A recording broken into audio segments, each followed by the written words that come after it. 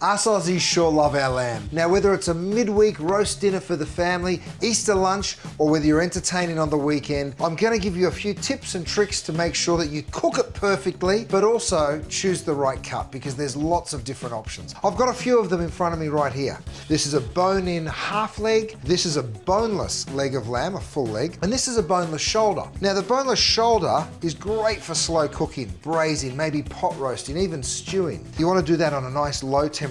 The leg of lamb that's already boned, you can cook on a higher temperature. It's quick, it's simple to carve, and you can look at that and be like, yep, that's going to easily feed 8 people perfectly. The bone-in leg of lamb will be a little harder to carve. It will take a little longer to cook, but for my connoisseurs out there that absolutely love roasting meat on the bone, it really does impart a wonderful flavor. So I'm not suggesting that that's the worst option by any stretch.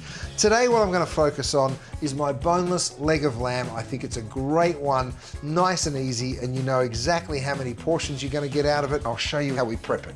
All you need to do is season it generously. The fat is on the outside of the leg. That's going to render down and turn light golden in color and absolutely crisp and delicious. Bring your leg of lamb over and drop it in, and you'll hear the sear straight away. So we've already got that preset to a medium heat, right? And we're just going to continue to turn it until we've got it perfectly golden brown on all sides. What you will notice once this hits the pan is a lot of that fat will start rendering. You notice I didn't add any oil whatsoever. In a non-stick pan like this, you don't need to. Now, a general rule on how long to roast something for, if it's boneless, every 500 grams is about 20 minutes. So this is about 1 kilo, so I'm going to cook it for about 40 minutes. I'll lift it up and just stick it over here on my cutting board. Take a little bit of that fat and just pour it off. Just remember, we added no oil to this pan. The reason I remove it before I start this roasting process is I don't want it making a mess in my oven. It goes in for 20 minutes, 170 fan force. So our lamb's been in for 20 minutes. I'm going to pull it out. We're going to turn it. Oh yes. Back into the oven, another 20 minutes, and then we pull it out to let it rest. That sounds like Sunday dinner to me.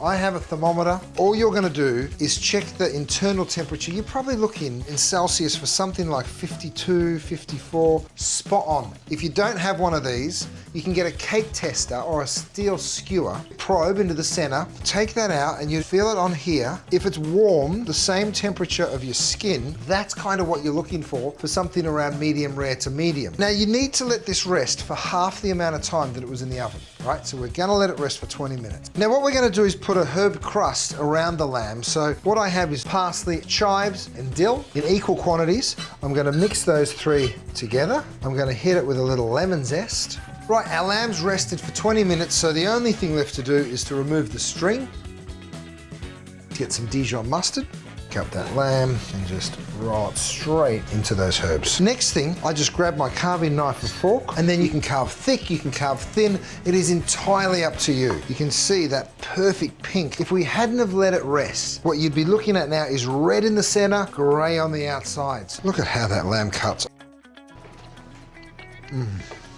That is so good. That's the easy one. I went ahead and roasted the bone-in half leg as well. Here's the secret of carving a bone-in leg of lamb. You want to carve against the grain. The grain of the meat literally runs this way. The only problem is there's a bone there. So here's the secret. Push that fork down along the bone. What you'll be able to do is follow that fork down with your carving knife and carve a big piece straight off. I've now created a very easy to carve piece of lamb.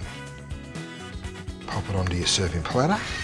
And to me, that looks pretty special. Last, but certainly not least, the shoulder of lamb can be slow cooked, it can be braised, it can be pot roasted, and what I've done is seared it and then put a little stock in and just really slowly cooked it in the oven. I mean, imagine this with some beautiful pasta or served over some rice.